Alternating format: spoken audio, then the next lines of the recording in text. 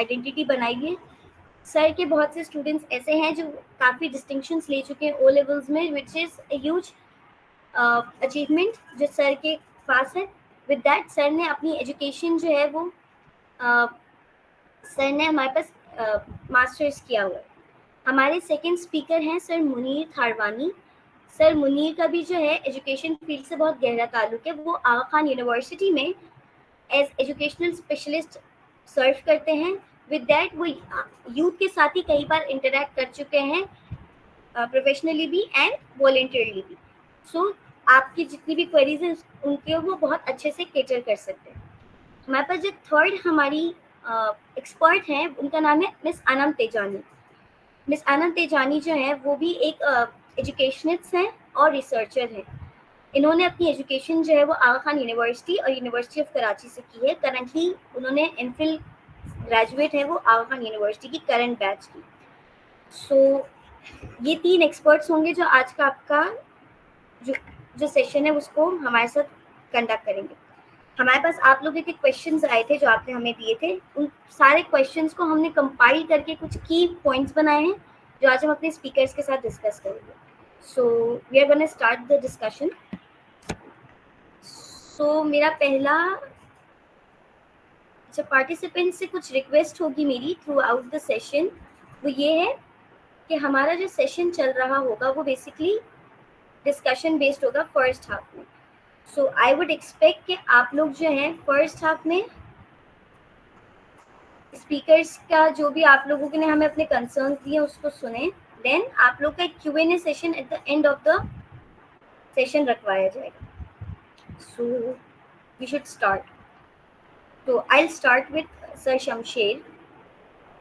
सो हमारा जो पहला टॉपिक है जो हमें यूथ की तरफ से क्वेरी मिली थी वो ये थी कि हमारे पास जो है ऐसी कौन सी स्ट्रेटजीज होनी चाहिए या ऐसा कौन सा माइंडसेट होना चाहिए जो हमारी हेल्प करे कि हम जो है ना एक लॉन्ग टर्म सक्सेस के लिए मतलब ग्रोथ कर सके। विद दैट जो हमारा सेटबैक्स होते हैं, जो हमारे फेलियर्स होते हैं, हम उसको ओवरकम कर सके। And I think we all relate with that. So will start.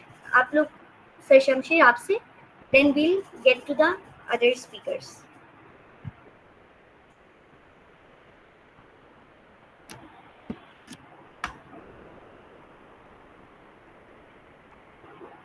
Sir, am I audible?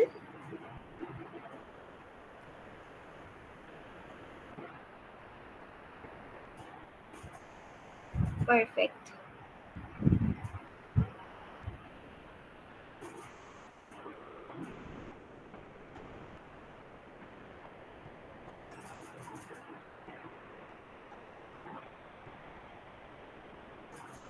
I guess sir Shamsher के पास कोई टेक्निकल ग्लिच आ रहा है या something. If we could start with sir Munir, हम आपसे स्टार्ट करते हैं, तब तक sir Shamsher would join us. Sure. Hi, everyone. And I would first of all thank Bina and her team for organizing this session. I think this is a very good platform जहाँ पे जो है वो इस तरह की चीज़ें डिस्कस की जा सकती है and it's a good place where youth को जो है वो हम opportunity दे सकते हैं कि they can basically get to know what are some of the coping mechanisms and coping strategies particularly in this time जब जो है वो उनके exams are so near and I'm sure many of these youth are facing either anxiety or stress and things like that. So thank you Bina and the team for organizing such a session. So responding to the question, I think the first and the foremost thing is कि जो है वो हमें resilience या जो है वो अगर मैं कहूँ कि stress management किस तरह से करनी है तो it's very important for us as human beings to understand that failure is part of life, right? And being afraid of failure just because क्योंकि जो है वो लोग क्या बोलेंगे या लोग क्या सोचेंगे would not help us. It's more about कि हम जो है वो उसको किस तरह से पॉजिटिवली पहले तो देख सकते हैं. So rather than calling it a failure, I think it's very important to see it as a learning opportunity, because the moment we call it a failure, we actually put it in a negative perspective, or give it a negative lens. So, as a start, it's important to take something as a setback or something where we can learn from, because learning is what a failure is more of, to see how we can improve ourselves or what can we do better. So that's the first thing that we should do. That and that would be my first advice, because उसको जब हम reframe कर लेंगे या उसको जो है वो एक different perspective से देखेंगे, तो ऑटोमेटिकली हमारा mindset या हमारा जो देखने का नज़रिया है उसको, वो चेंज हो जाएगा. एंड अगर कोई हमें कह भी रहा है कि आप फेल हो रहे हो या आपके बुरे मार्क्स आ रहे हैं, so don't take it as a negative point, but tell them that yes, this is something, accept करें उसको कि yes, this has something happened, and how can I improve upon it by going going an extra mile maybe, or learning from that particular experience. So that's the first step, I think. And we can further talk about it कि उसको किस तरह से हम जो है वो आगे लेके चल सकते हैं, but reframing your situation is the first thing that we need to do. Perfect, sir. That was really a good start to the session. अब हम शमशेर सर की तरफ स्विच करते हैं कि उनके क्या थॉट्स हैं इसके बारे में. Then we'll move to our third speaker.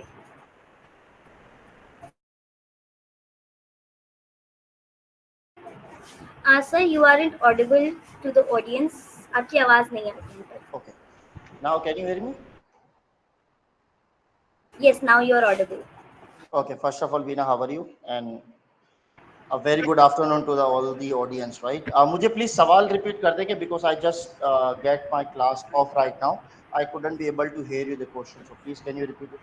या श्योर सर, मैं सवाल रिपीट कर देती हूँ. हमारा पहला जो टॉपिक है डिस्कशन का वो है कि हम ऐसी कौन सी स्ट्रेटजीज या माइंडसेट्स बना सकते हैं जो कि किसी भी इंडिविजुअल को जो है ना लॉन्ग टर्म सक्सेस के लिए हेल्प कर सके, लाइक ग्रोथ करने में, और कोई भी सेटबैक फेलियर आता है उसको ओवरकम करने में और रेजिलियंस बिल्ड करने में. तो मतलब ऐसी क्या strategies we can use for. Okay, according to me ये जो भी आइडिया होगा वो मेरा मतलब मेरा ज़ाती एक्सपीरियंस होगा, राइट? तो मेरे हिसाब से तो देखें, सेटबैक्स आते हैं और उसके लिए प्लान बी आपके पास रेडी होना चाहिए. अगर मैं एजुकेशनल के हवाले से बात करूं या ओ लेवल्स के हवाले से बात करूं, क्योंकि मेरी एक्सपर्टीज ओ लेवल्स में है, तो बच्चे क्या करते हैं कि कोई भी एक टारगेट सेलेक्ट करते हैं. अगर वो नहीं होता है तो लेट्स सपोज किसी को अगर इंजीनियर बनना है या किसी को अगर कंप्यूटर साइंस में जाना है, ठीक है, तो वो अगर कंप्यूटर साइंस नहीं बन पा रहा है इन फ्यूचर तो उसके पास प्लान भी होना चाहिए. अगर ये ना हो तो ये हो जाए.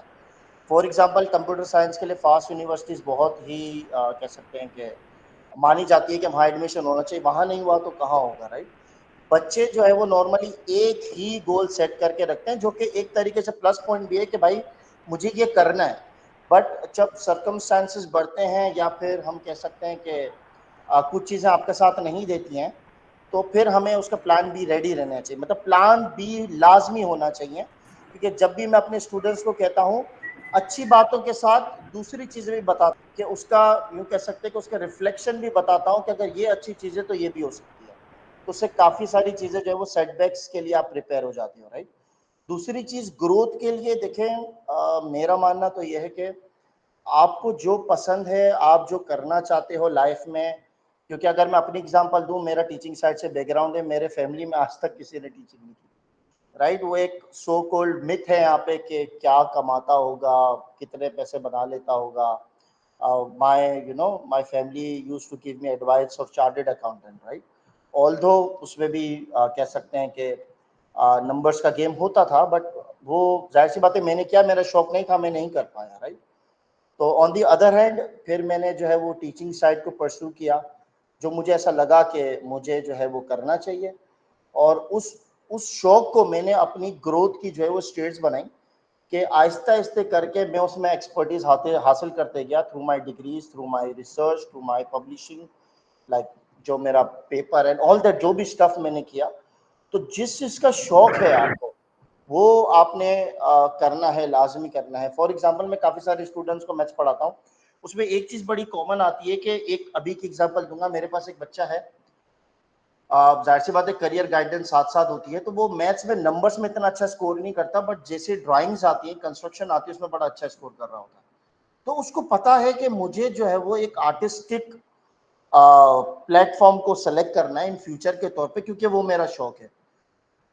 मैं अभी जो सर अभी एक्सप्लेन कर रहे थे, जिसमें मैंने एक वर्ड, अगर मैं गलत नहीं हूँ तो सुनना, कि सो कॉल्ड, उसका मतलब शायद ये हो सकता है या मफहूम ये हो सकता है कि दुनिया क्या कहेगी या लोग क्या सोचेंगे, वो हमारा काम नहीं, राइट। हमारा काम है हमारे शौक को अपना काम बनाना, जिसकी वजह से आपको बहुत सारे बेनिफिट्स आप फील करेंगे। जिस तरह अगर मैं टीचिंग साइड से हूँ और ऑब्वियसली मेरी एक्सपर्टीज है, मेरा शौक भी है, तो काम करते हुए मुझे मज़ा भी आता है।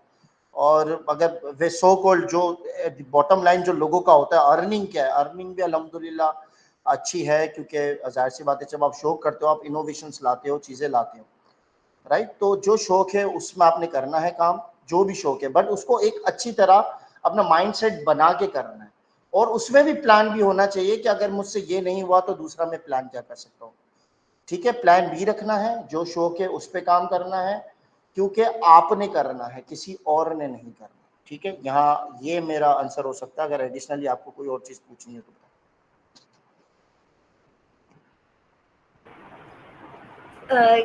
अमेजिंग सर, ये भी हमारे पास एक बहुत अच्छी पीस ऑफ एडवाइस है जो मैं फॉलो करती हूँ, मैं प्रेफर करती हूँ कि लोग भी इस पे जाएं।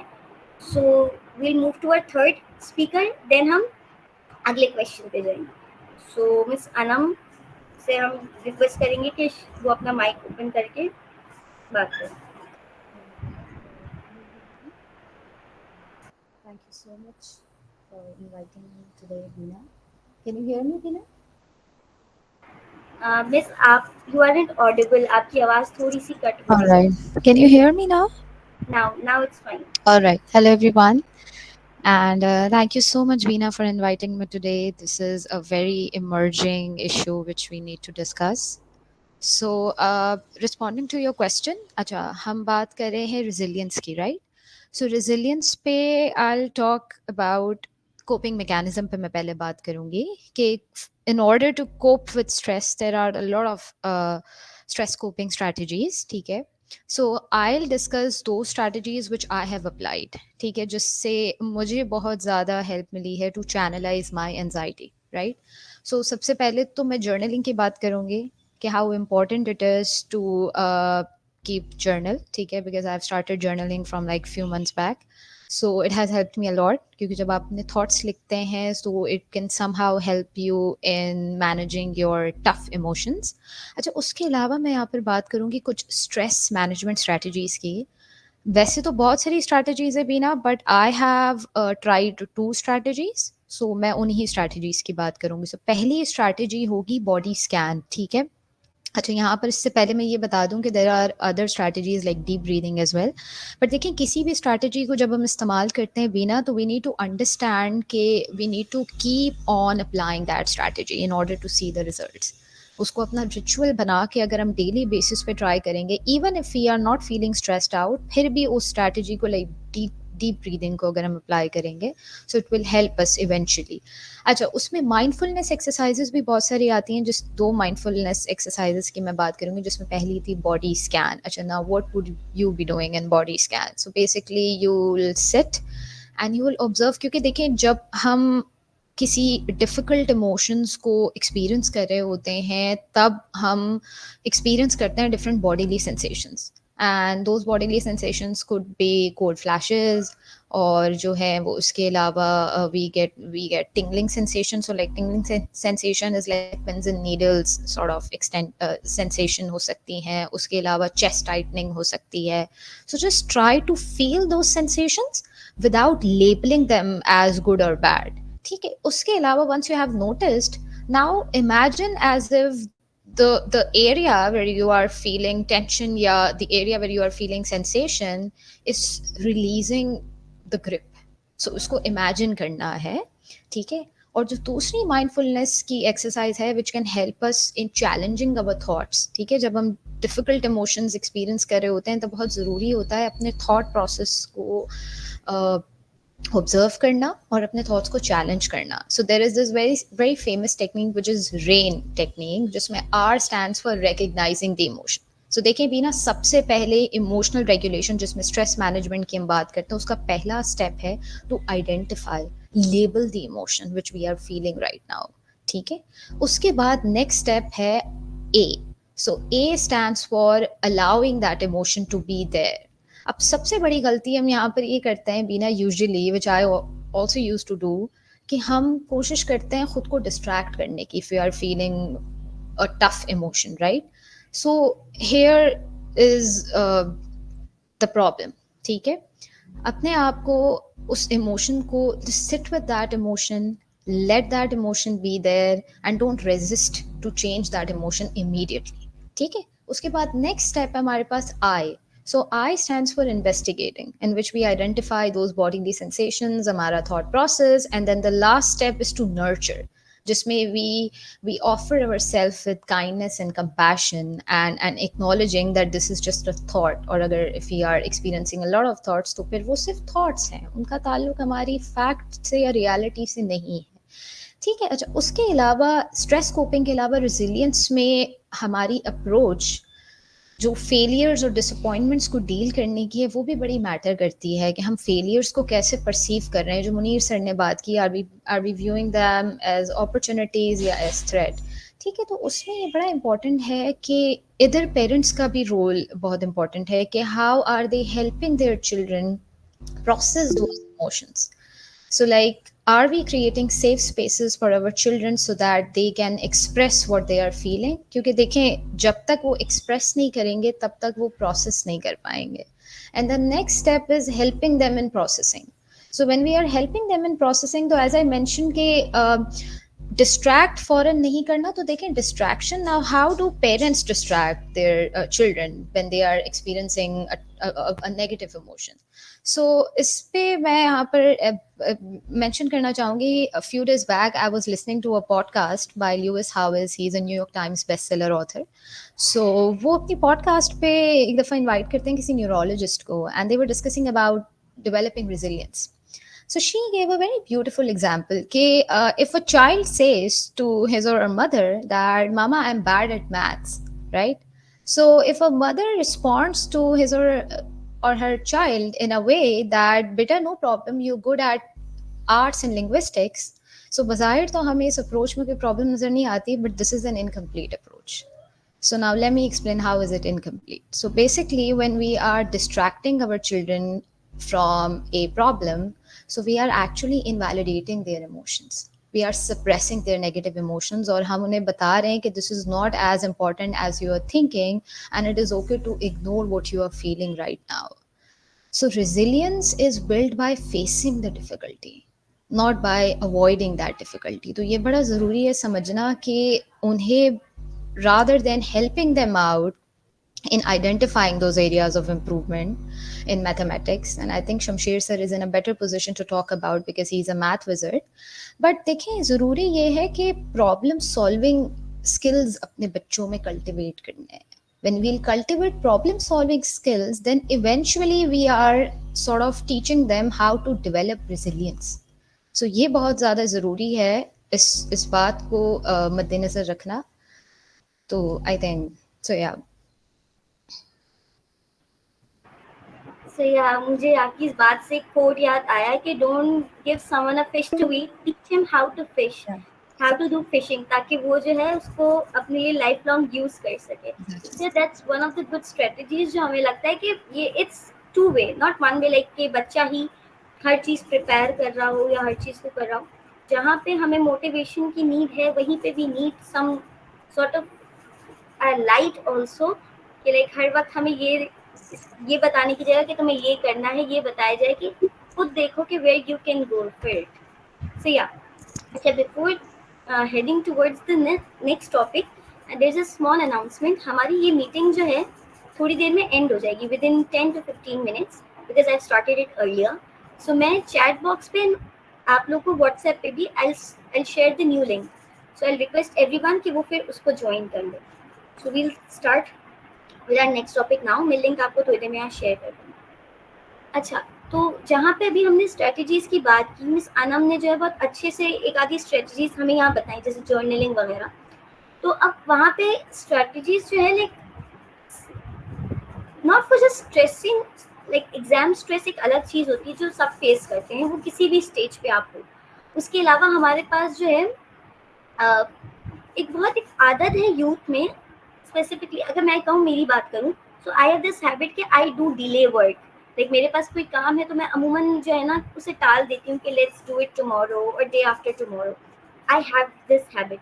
तो ये वाली आदत भी आई थिंक कि it's not good for like एक टाइम तक इट्स फाइन, बट बाद में ये आपको जब आप इसके आदी हो जाओगे तो ये आपके लिए थोड़ा नुकसान की तरफ है। तो what should be some effective strategies to manage this, like exam related stress and overcoming this delaying of the work and being focused। like हमारा सबसे बड़ा इशू जो इस वक्त हम फेस करते हैं वो किसी भी चीज़ पे फोकस करने, बिकॉज हम बहुत जल्दी डिस्ट्रैक्ट हो जाते हैं। लाइक अभी भी हम सब सेशन अटेंड कर रहे हैं, आई नो सब अपने डिवाइसेस पे ही होंगे, हम फॉरन इस पे डिस्ट्रैक्ट भी हो जाएंगे। तो ऐसी कौन सी चीज़ें या ऐसी कौन सी स्ट्रैटेजीज हैं जो हमारे लिए हेल्प कर सकती हैं? So again over to you Shamsher sir.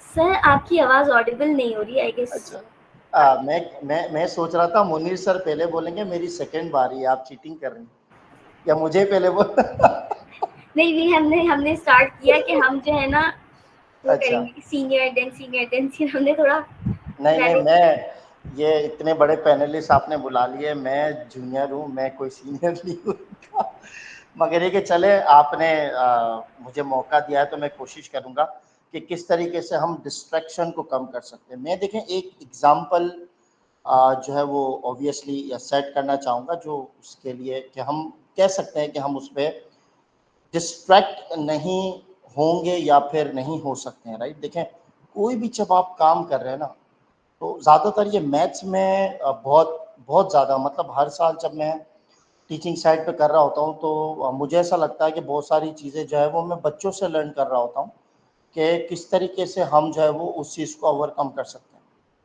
For example सबसे पहली चीज़ ये है कि अगर जब भी मैंने अपनी लाइफ में भी जब मैथ्स पढ़ता था, मैं ऑब्वियसली वो कंपलसरी सब्जेक्ट आज तक है, ठीक है। फिर वो आगे जाके ऑब्वियसली जब हम बायो में जाते हैं तो वो हम अभी तो खैर ए लेवल्स में बच्चे ले रहे हैं क्योंकि इंटरनेशनली वो भी एक्सेप्टेबल है, but on the other hand उनका एक बड़ा क्वेश्चन होता है कि यार ये हम क्यों कर रहे हैं।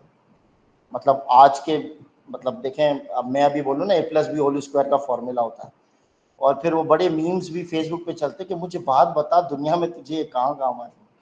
तो प्रॉब्लम ये है कि काम आता है, ऐसी बात नहीं है, आता है।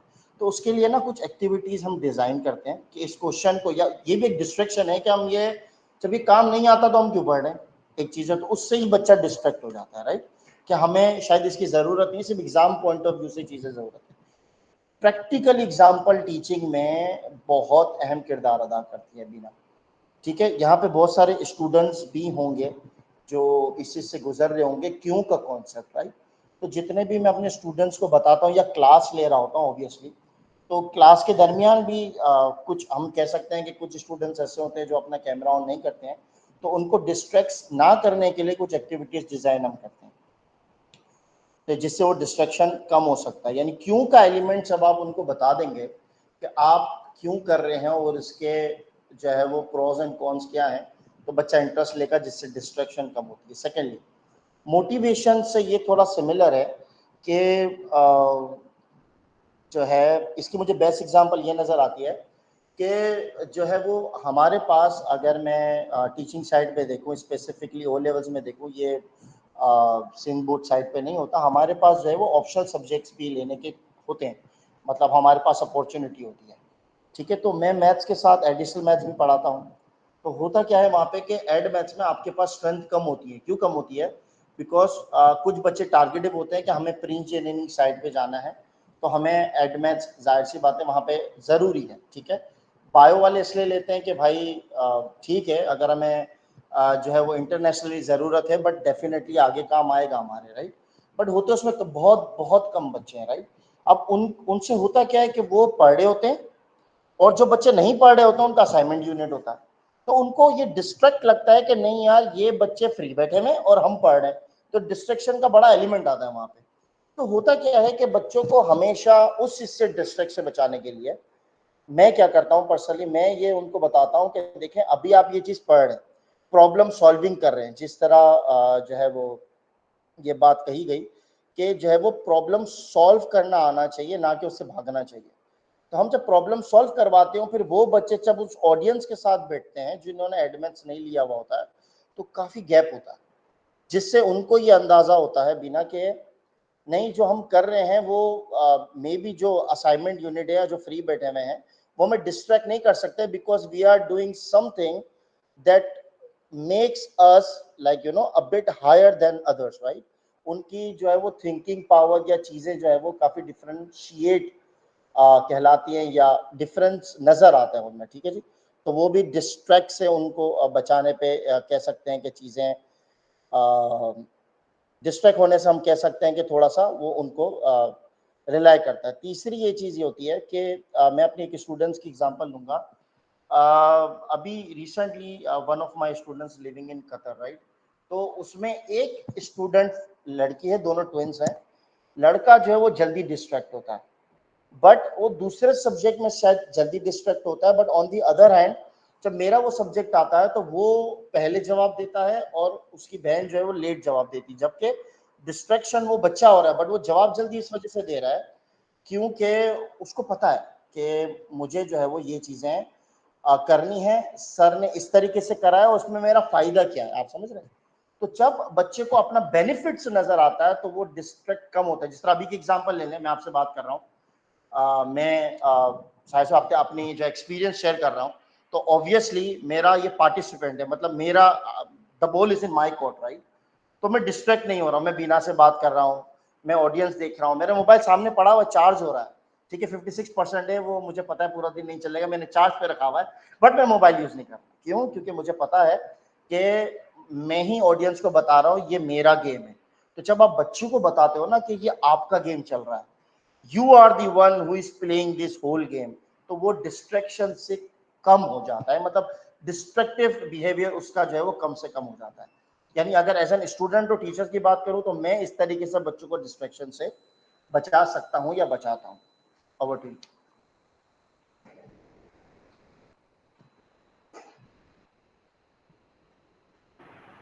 आपने मेरी थोड़ी नॉस्टैल्जिया मुझे कर दिया। मैंने भी एडमैथ इसीलिए लिया था कि मैथ्स नहीं पढ़ना पड़ता, कंप्यूटर नहीं पढ़ना पड़ता।